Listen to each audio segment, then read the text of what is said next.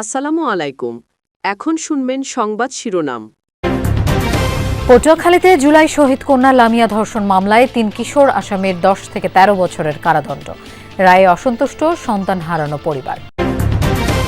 Sirajganj general হাসপাতালে টাকা দিলেই মেলে গুরুতর জখমের ডাক্তারি সনদ। ব্যবহার হচ্ছে মিথ্যা মামলায়, হয়রানির শিকার নিরীহ মানুষ।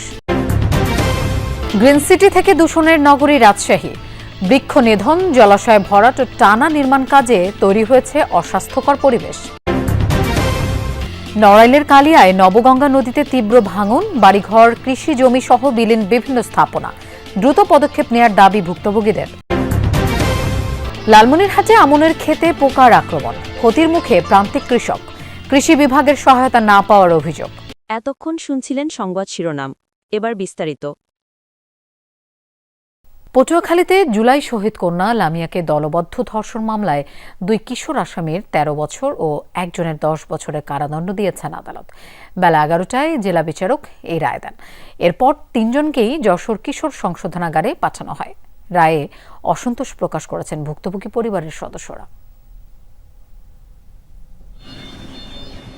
জুলাই আন্দোলনে শহীদ জসিমের কন্যা লামিয়াকে দলবদ্ধ ধর্ষণের ঘটনা নাড়া দিয়েছিল গোটা দেশকে। মামলার ৭ মাস পর আজ আদালতে রায় ঘোষণা করা হয়। পটুয়াখালীর নারী ও শিশু নির্যাতন দমন ট্রাইব্যুনালে নেওয়া হয় ধর্ষণের ঘটনায় জড়িত ৩ কিশোর সাকিব, সিফাত ও ইমরানকে। ধর্ষণের মামলায় ৩ জনকেই ১০ বছরের বিনাশ্রম কারাদণ্ড দেন আদালত। সেই সাথে পর্নোগ্রাফি মামলায় ২ জনকে আরও ৩ বছরের বিনাশ্রম কারাদণ্ড দেওয়া হয়। রায় ঘোষণার পরপরই ৩ জনকে পাঠানো হয় যশোর কিশোর সংশোধনাগারে।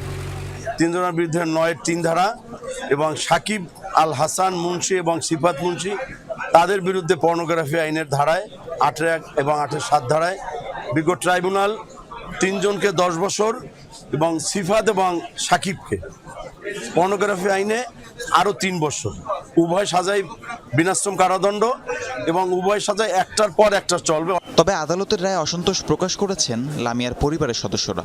আসামিদের বিনাশ্রম কারাদণ্ড নয়, ফাঁসির দাবি জানান নিহত লামিয়ার মা। বলেন, আসামিদের নির্যাতনের কারণেই আত্মহত্যার পথ বেছে নিতে হয় লামিয়াকে।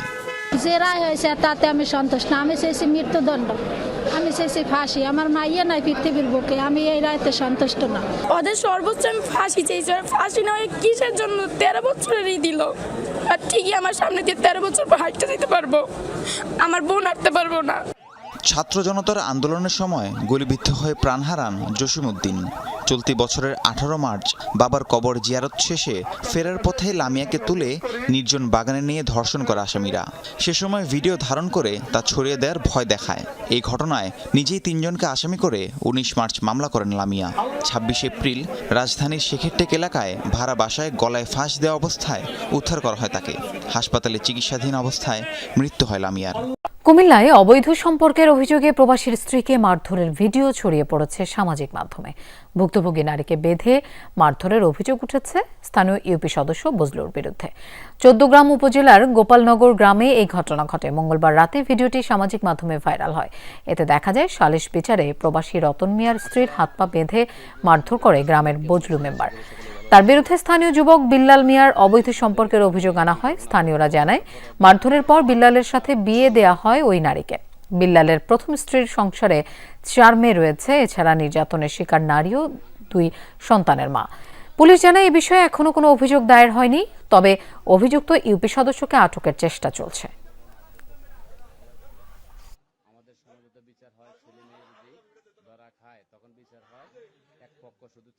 তার হাজবেন্ডের এক বন্ধু, সে নাম বেলাল, তার সাথে অনৈতিক কাজে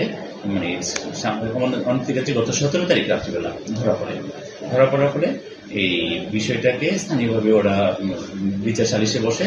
তখন এই বৌদ্ধ মেম্বার তার ভাতিজা বউকে অস্বাভাবিকভাবে বেধড়ক পিটায়। কে বা কারা ওখানে এটা ভিডিও করে এবং পরবর্তীতে ভাইরাল করে। বিএনপি পালিয়ে যাওয়ার দল নয়, জনগণের পাশে থাকার দল। দেশের জনগণকে ছেড়ে আগেও পালিয়ে যায়নি, ভবিষ্যতেও যাবে না, এমনটাই বলেছেন দলটির স্থায়ী কমিটির সদস্য ডাক্তার এজেডএম জাহিদ হোসেন। দুপুরে দিনাজপুরের বিরামপুর মুক্তিযোদ্ধা কমপ্লেক্সে এক মত বিনিময় সভায় অংশ নেন তিনি। বলেন, সাবেক রাষ্ট্রপতি জিয়াউর রহমানের আদর্শে গড়ে ওঠা বিএনপি মুক্তিযুদ্ধের সপক্ষের দল। এই দল সবসময়ই জনগণের পাশে ছিল এবং আগামীতেও থাকবে। এ সময় আগামী নির্বাচনে সবাইকে ধানের শীষের পক্ষে থাকার আহ্বানও জানান ডাক্তার জাহিদ।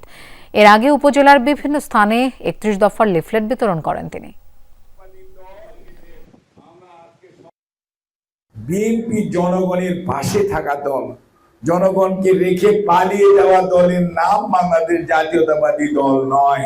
বিএনপি মুক্তিযোদ্ধাদের ভিতর দিয়ে গড়ে ওঠা দল, শহীদ জিয়ার আদর্শের একটা দল, এবং বিএনপি মুক্তিযুদ্ধের সপক্ষের দল যদি কোনটা বলেন, দেশের স্বাধীনতা সার্বভৌমত্বের পক্ষের দল বলেন, সেটার নাম বাংলাদেশ জাতীয়তাবাদী দল। ২০০২ সালে সাতক্ষীরায় তৎকালীন বিরোধী দলীয় নেতা শেখ হাসিনার গাড়ি বহরে হামলার ঘটনায় বিস্ফোরক ও বিশেষ ক্ষমতা আইনের মামলায় সাবেক এমপি হাবিবুল ইসলাম হাবিব সহ ৪৪ জনকে খালাস দিয়েছেন হাইকোর্ট। বিচারপতি মোহাম্মদ মাহবুবুল ইসলাম ও বিচারপতি মুবিনা আসাফের হাইকোর্ট বেঞ্চ এই রায় দেন। আদালতে আসামিদের পক্ষে ছিলেন আইনজীবী আমিনুল ইসলাম, রাষ্ট্রপক্ষে ছিলেন deputy attorney general Mujibur Rahman. রায়ে আদালত বলেন বিচার প্রক্রিয়া ছিল ত্রুটিপূর্ণ। রাষ্ট্রপক্ষের আইনজীবী বলেন কোনো ঘটনা না ঘটলেও বিগত সরকার আদালতকে ব্যবহার করে সাজা দেওয়া হয়েছিল। এর আগে একই ঘটনায় হত্যা চেষ্টা মামলাতেও খালাস পান আসামিরা।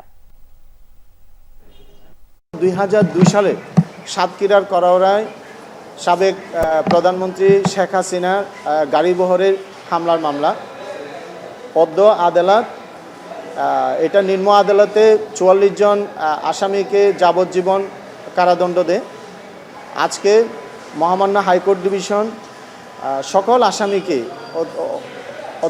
দুইটা মামলা থেকে খালাস প্রদান করেছেন। মূল বেতনের ১৫% বাড়ি ভাড়া ভাতা দেওয়ার সিদ্ধান্তের পর আন্দোলন প্রত্যাহার করে আজ থেকে ক্লাসে ফিরেছেন এমপিওভুক্ত শিক্ষকরা। সকাল থেকে এমপিওভুক্ত শিক্ষা প্রতিষ্ঠানগুলোয় নিয়মিত পাঠদান শুরু হয়। ক্লাস শুরু হওয়ায় স্বস্তি ফিরেছে শিক্ষার্থী ও অভিভাবকদের মধ্যে। আন্দোলন কর্মসূচির কারণে পাঠদানে যে ক্ষতি হয়েছে তা পুষিয়ে নিতে শিক্ষকরা বাড়তি ক্লাস নেবেন বলে প্রত্যাশা অভিভাবকদের। শিক্ষকরাও জানান সাপ্তাহিক ছুটির দিনে ক্লাস নেবেন তারা। এর আগে বাড়ি ভাড়া ভাতা বৃদ্ধি সহ ৩ দফা দাবিতে টানা কর্মবিরতি সহ বিভিন্ন কর্মসূচি পালন করেন শিক্ষকরা। শনিবার আমাদের ক্লাসটি নজরে, যেহেতু 12 দিনের জন্য আমাদের গ্যাপ পড়ে গেছে, যে পড়াটা বার্ষিক পরীক্ষার সামনে, তাই ওনারা ভালো থাকবেন, আমাদেরকে ভালোভাবে পড়াবেন, এটাই আমাদের কাম্য। গ্যাপটা তো আমরা অবশ্যই আপ্রাণ চেষ্টা করব, যেভাবেই হোক না কেন আমরা দরকার হয় এক্সট্রা টাইম দেব। শাহজালাল বিজ্ঞান ও প্রযুক্তি বিশ্ববিদ্যালয় ছাত্র সংসদ নির্বাচনের রোডম্যাপ ঘোষণার দাবিতে অবস্থান কর্মসূচি পালন করেছেন শিক্ষার্থীরা। দুপুরে প্রশাসনিক ভবনের সামনে অবস্থান নেন তারা। এ সময় দ্রুত সাকসু নির্বাচনের রোডম্যাপ ঘোষণার দাবিতে বিভিন্ন স্লোগান দেন আন্দোলনকারীরা। পূর্ব ঘোষণা অনুযায়ী নভেম্বরের দ্বিতীয় সপ্তাহে নির্বাচন দেওয়ার কথা থাকলেও এখনও তার রোডম্যাপ দেয়া হয়নি বলে অভিযোগ করেন তারা। পরে আগামী সপ্তাহে রোডম্যাপ ঘোষণা করা হবে। প্রশাসনের এমন আশ্বাসে কর্মসূচি প্রত্যাহার করেন শিক্ষার্থীরা।